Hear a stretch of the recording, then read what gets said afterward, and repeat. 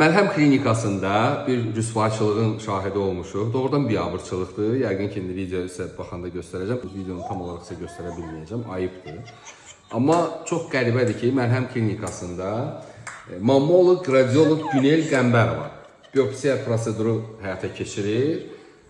Xanımı uzandırıblar, əməliyyat prosesidir və xanım lütdür. Orada bir video çəkirlər.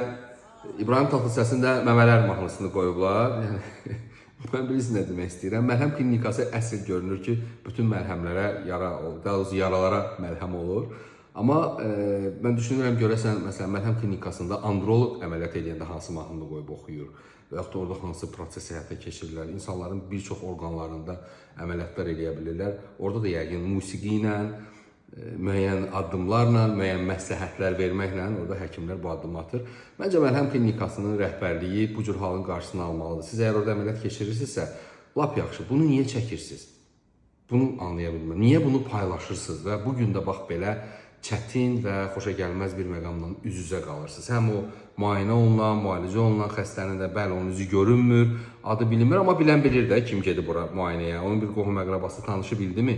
Siz onu adamı olduğu kimi üryan göstərdiniz insanlara. Ayıbdır. Yəni belə eləmək olmaz. Özə bir neçə gün öncə Məlhəm klinikası bir ölüm hadisəsi ilə bağlı gündəmə gəlmişdi. Bir nəfər çəkib paylaşmışdı TikTok platformasındakı və burada ölüm hadisəsi baş verib, hansı ki əməliyyat orada olmuşdu. Məlhəm klinikası da tamam başqa bir istiqamətdə açıqlama vermiş ki, araşdırma gedir.